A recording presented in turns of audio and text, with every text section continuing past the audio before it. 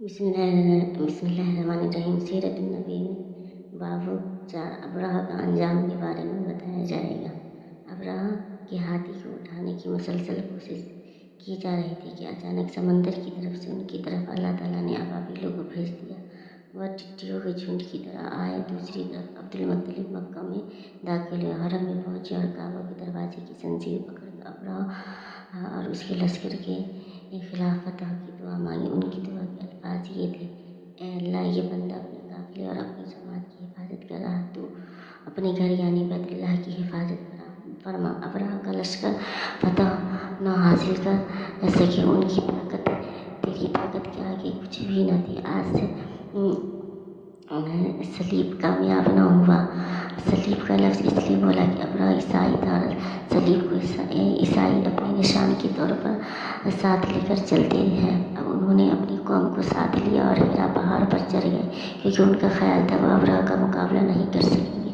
और फिर अल्लाह ताला ने परिंदों के झुंड भेज दिए। परिंदे चिड़िया से कतरे बड़े थे। उनमें से हर परिंदे की चोंच में पत्थर के 3-3 टुकड़े थे। ये पत्थर परिंदों ने अबरहा के लश्कर पर गिराने शुरू किए। जो ही ये पत्थर उन पर गिरे, उनके टुकड़े टुकड़े हो गए। बिल्कुल इसी तरह जैसे आज किसी जगह ऊपर से बम गिराया जाए तो जिस्मों के टुकड़े उड़ जाते हैं। अबरहा का हाथी महबूबुल उन कंकरियों से महफूज रहा। बाकी सब हाथी तहस नहस हो गए। ये हाथी 13 अदद थे। सब के सब खाए हुए नहुसत के मानिंद हो गए, जैसा कि सूरह फील में आता है। अबरहा और उसके उस साथी तबाही का ये मंजर देखकर बुरी तरह भागे, लेकिन परिंदों ने उनको भी न छोड़ा। अबरहा के बारे में तहक़ीक़ात में लिखा हुआ है कि उसके जिस्म का एक अज़ू अलग होकर गिरता चला गया, यानी वह भाग रहा था, उसके जिस्म का एक हिस्सा अलग होकर गिरा।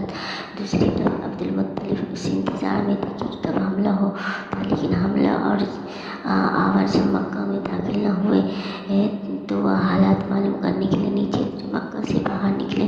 तब उन्होंने देखा सारा लश्कर तबाह हो चुका।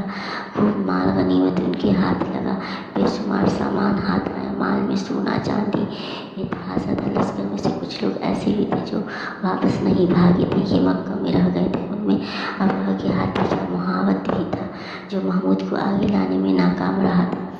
हमारे नबी हज़रत मोहम्मद सल्लल्लाहु अलैहि वसल्लम इस वाक़े के चंद दिन बाद पैदा हुआ। आप जिस मकाम में पैदा हुए वह सफ़ा पहाड़ी के करीब था। हज़रत काब अहबार रज़ी अल्लाह से रिवायत करते हैं कि मैंने रात में पढ़ा था कि रसूल सल्लल्लाहु अलैहि वसल्लम की पैदाइश मक्का में होगी। ये पहले यहूदी थे, इसलिए तौरात पढ़ा करते थे। दुनिया में आते ही हुज़ूर अकरम सल्लल्लाहु अलैहि वसल्लम रोए। हज़रत अब्दुर्रहमान बिन औफ रज़ियल्लाहु की वालिदा कहती है कि जब हज़रत आमना के यहाँ विलादत हुई तो मैं वहाँ मौजूद थी। आप सल्लल्लाहु अलैहि वसल्लम मेरे हाथों में आए। ये गालिबा दाया थी, उनका नाम शफा था।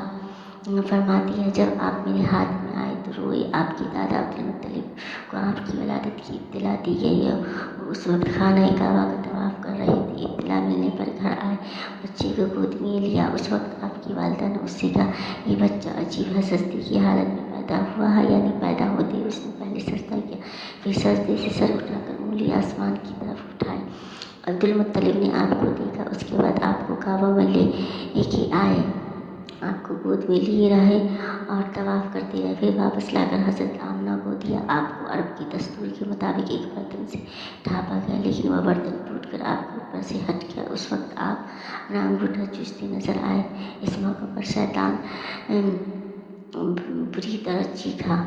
तफसीर इब्ने मुखलिद में है कि शैतान सिर्फ 4 मरतबा चीखा। पहली बार उस वक्त जब अल्लाह ताला ने उसे मालूम ठहराया, दूसरी बार उस वक्त जब उसे ज़मीन पर उतारा गया, तीसरी बार उस वक्त चीखा जब हज़रत सल्लल्लाहु अलैहि वसल्लम की पैदाइश, और चौथी मतलब उस वक्त जब नबी करीम सल्लल्लाहु अलैहि वसल्लम पर सूरह फातिहा नाज़िल हुई। उस मौके पर हज़रत हस्सान बिन साबित रज़ी अल्लाह अन्हु कहते हैं, मैं 8 साल का था। जो कुछ देखा और सुनता था उसको समझता था। एक सुबह मैंने यशरिब यानी मदीना मुनव्वरा में एक यहूदी को देखा। वह एक ऊंचे टीले पर चढ़कर चला रहा था। लोग उस यहूदी के गिर्द जमा हो गए और बोले, क्या बात है, क्यों चीख रहे हो? यहूदी ने जवाब दिया, अहमद का सितारा तुलू हो गया है, वह आज रात पैदा हो गया।